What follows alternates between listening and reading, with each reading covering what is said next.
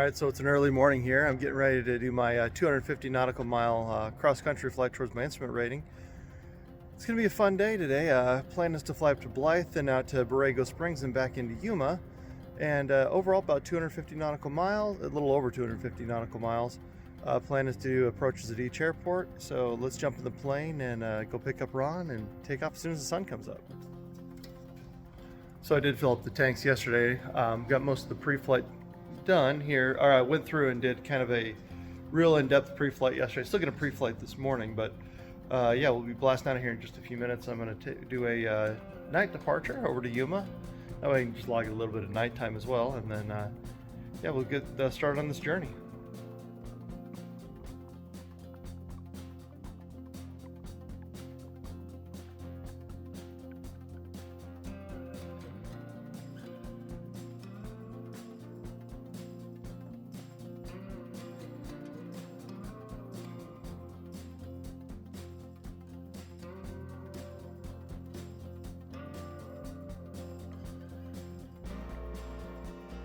Summerton traffic, Terminal 8 Lima November, back taxi runway 35, Summerton.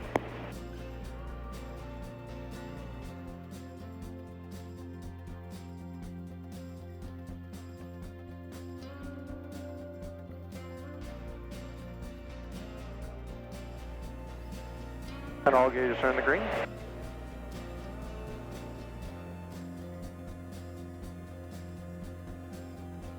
Summerton traffic, Terminal 8 Lima November, left crosswind departure, going to depart the area to the east, last call Summerton.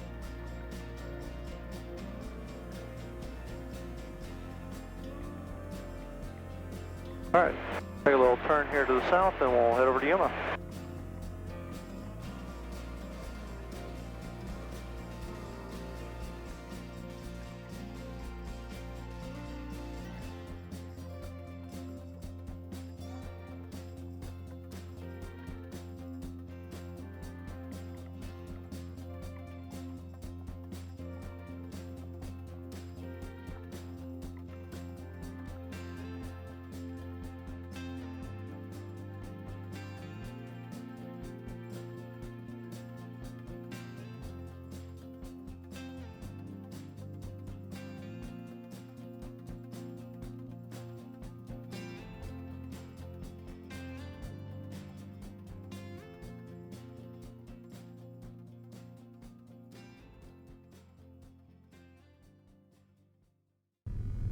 November 98, correction, 918 Lima November, I have your clearance advisory to copy.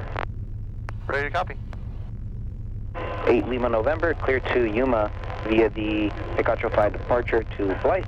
Climb maintain 4,000, expect 5,000, 10 minutes at departure. Departure frequency 125.55, squawk 4652. Alright, clear to Yuma, departing via the Picacho 5, 4,000, expect 5,000, 10 minutes after departure. Contact approach 125.55, squawk 4652. Cleared via the Picacho 5 to Blythe, then as filed. Rest of read correct. Okay, Picacho 5 to Blythe and the rest as filed, 8 Lima November. Yuma ground experimental 918 Lima November is at the northwest hangars with Romeo, ready to taxi with IFR. Experimental 918 Lima November, Yuma ground, runway 26, taxi via Zulu Alpha 2, hold short, runway 17. Alright, taxi via Zulu Alpha 2, hold short, runway 17, 8 Lima November. Yuma Tower experimental 8 Lima November is holding short, runway 26 a kilo, ready for takeoff. Experimental 918 Lima November, Yuma Tower, runway 26 at kilo, line up and wait. Alright, 26 line up and wait, 8 Lima November. And as soon as we climb through... Experimental 8 Lima November, runway 26 at kilo, wind 258 at, correction, wind 250 at 8, clear for takeoff. Alright, clear for takeoff, 8 Lima November. Obstacle. Good climb out.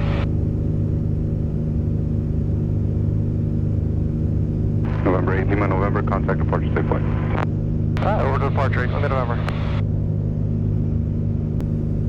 Yuma departure, experimental 8 Lima November, 300 climbing. Experimental 918 Lima November, Yuma departure, climb maintain 5,000, radar contact.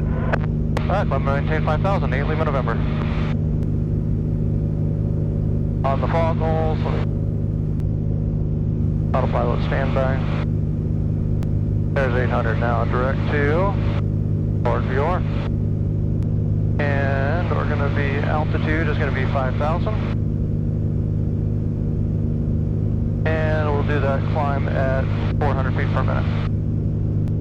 And as soon as we intersect BART, I'm going to go over to navigation mode. Yeah, I'm going to go over to nav mode, over to GPS, and we'll fly the GPS route. Actually, at this point, I'll just go ENAV. Oh, and it's just going to take us direct to BART VOR at this point. Wiggle us over a little bit. Yep. We'll go to flight directors on and enter. Alright, climbing through 5,000 now. What's neat about this app is I'm able to basically have all my en-route frequencies brought up. So like right now, that's the BART VOR frequency here. I was able to tap the Blythe VOR, set it to standby, so that's standby now, Blythe. Set that to active, and then I can have back here the BART VOR as my standby, and it automatically sets it over at the, basically over at the radio. Yep. Makes it a lot easier to get everything kind of configured up. So just to be a little anal, I would put my heading bug on whatever your course is, just in case you had to hit autopilot, heading hold. Yeah, so heading is actually right there right now. Yeah, heading 337. Alright, now let's head on out to Blythe. We got 24 minutes.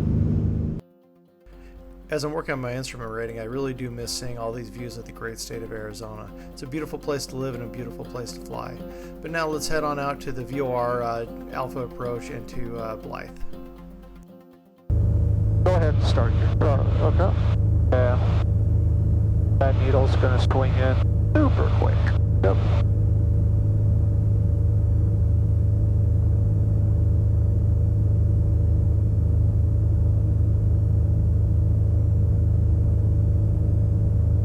Okay, so then as we're making the turn, keep your turn coming to you. Yep. Hit the tip of the line. Yeah, to intercept, and then we'll start our descent here too.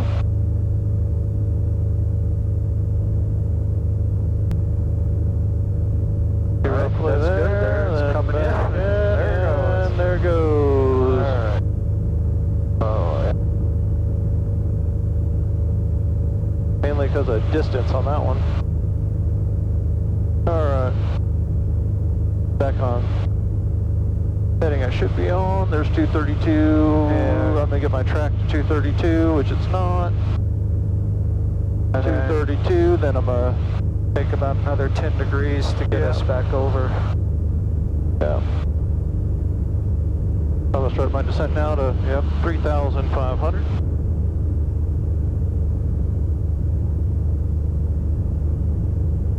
I think I'll just do that descent to 3,500, descending at 500 feet a minute. I'm going to drop that down more.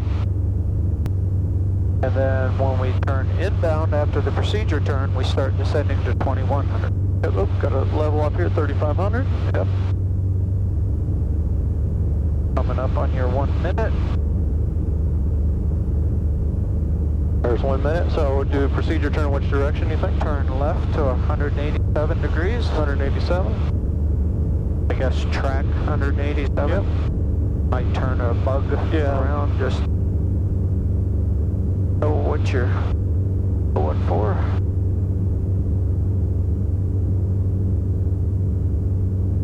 $187.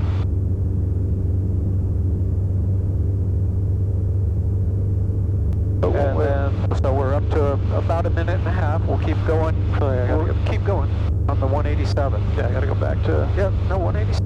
Oh, no, I'm tracking 170 right now. I need to track 187. That's tracking 187. Oh, heading is 205.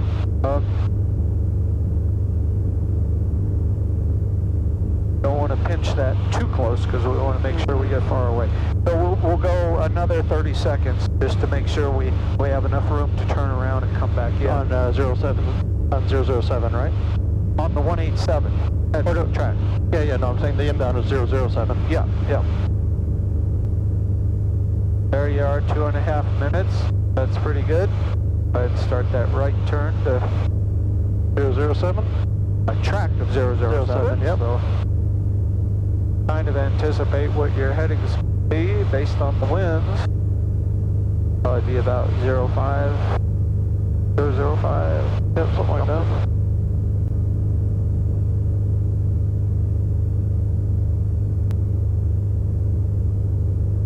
Okay, switch your OBS to 052. So come around to 007, yep. And this would be designed to 2100 after we've established back in, right? Yep. Track 007. So as soon as we cross, as soon as the needle comes in, you'll turn down, follow the needle, then we can descend at that point to 2100.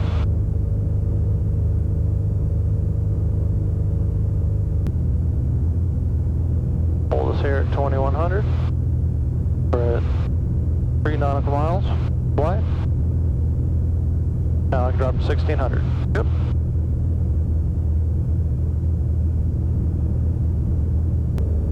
Okay, now we're 3.1 from Blythe. Crossing over the VOR station in just a second. Then we turn to 047. Now we can drop to 840, right? Yep. 840.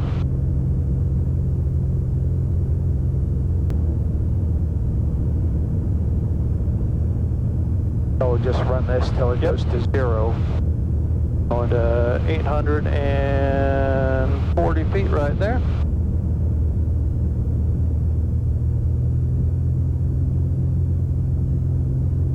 .1 miles. No traffic at the airport. Obstacle. No traffic at the airport.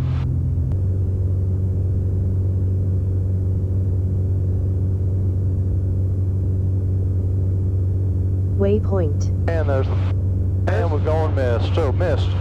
Climb straight ahead on this radial to 1,000 feet. Then we turn, once we cross 1,000 feet, then it is turn to heading of 120. Yep. Intercept the 080 radial, so I'll make that a 080.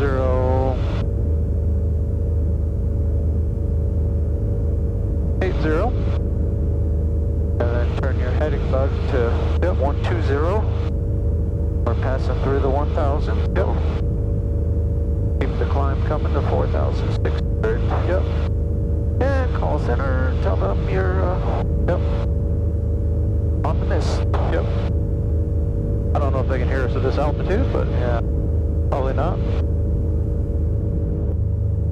Number 8, Lima November, just to clarify everything, reaching 6,000 feet, you're cleared left turn to Shady, then as filed, and then climb maintain 8,000.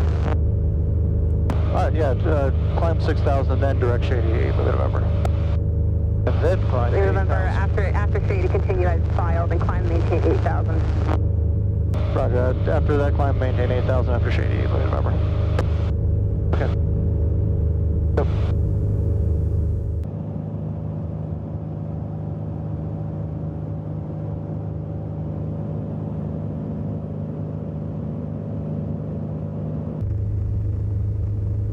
Center experimental 918 Lima November with request. Number 918 Lima November, good. After Momar, I'd like to descend to 4,000 en route to Coral. November 918 Lima November, the lowest I can get you is going to be 8,000 just for MIAs that are west of the initial approach fix. So I have to leave you at 8,000 so you're established on the approach if you want to remain IFR. Roger, 8 Lima November. Okay. So once we're established, we can descend apparently. So it's 8,000 all the way to Okuro. And then descend. Okay. Even though it says 4,000, but okay, whatever. I don't know, I'd ask them if they, the approach plate shows 4,000 after Momar, or the approach. Southwest 1326, contact Hotel approach 124.35, good day. 2435, Southwest 1326, Yeah, if it was anywhere but LA Center, I probably would. 230. Alpha 230, you get 527. LA approach, 8 Lima November. The approach plate shows us after Momar that we should be able to go down to 4,000 on 169 radio. Number 918 Lima November, Roger. I get a minimum IFR altitude that's west of that is 8,000. So I got to protect for the whole path of the approach until you get established. Then you can fly the approach as published. 8 Lima November, Roger. That seems to be a discrepancy then on the chart. So I guess we'll have to do Because, I mean, the hold is 3,800. Why does he say you have to be at 8,000 to the hold? Yeah. I understand the 10,000 if you're not on a designated segment. Yeah. But I think it's more because they're saying, no, for us to have radar coverage, you got to be at 8,000. If you drop below, then we don't have radar coverage of you. Pull the power off. November 918 Lima November on the missed approach, climb via the published mist and maintain 7,000 and expect your clearance back to Yuma at 7,000. That's for an amendment where we're going to fly directly to the CCAN intersection and fly the VOR approach into Brawley. Okay, Roger, I'll pass that along. It'll be a Accenture approach that does that for you, but I'll pass it along once you're establishing the hold on the published mist. Roger, 8 Lima November. As you can tell him, man, 7,000 feet. Yeah. After departure. And for 8 Lima November, in that case, just climb via the published mist and maintain 5,000 on the published mist. Roger, climb via the published mist and maintain 5,000 on the published mist, 8 Lima November. November 918 Lima November, maintain 5,000 until Okuro cleared RNAV GPS runway 26 approaching the Borrego Valley Airport. All right, maintain 5,000 until we're established on the approach, then clear the approach to Borrego Valley, 8 Lima November. So actually, we've got 8 miles between Okuro and Speedo. Yeah, so we'll drop 5,000, then we got plenty of time to drop. But yeah, 3,800 by the time. Charlie Delta 51, Alley Vegas. We'll just turn directly inbound. Yeah. They'll be descending. I'll be able to set this to 3,800. Waypoint. Flight traffic AL3079 Romeo, VOR approach, low approach.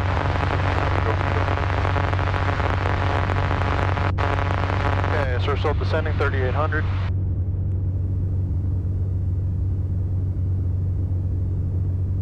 So our next waypoint, which is Sedyo, at Sedyo, we can be no lower than 3,800. 7 nautical miles. Alright, so we're direct Sedyo now. And this little green arc here is telling me where my bottom of descent would be, so when I hit my altitude, it'll be right about where that green line is, so plenty of room. Borrego traffic, experimental 918 Lima November is 10 miles out on the RNAV approach, going to do a missed approach, Borrego. Waypoint. And there we go. Flight traffic, citation 525 Golf Echo, 70 miles southeast on a practice RNAV, business approach, and we'll do a best approach for the large departure. So I said that line kind of planning the descent is kind of nice because I can see that I'm going to make my altitude before I make the next intersection. Yep. And Borrego traffic experimental 8 Lima November, about 2 miles final, runway 26, RNAV, going to go missed, Borrego.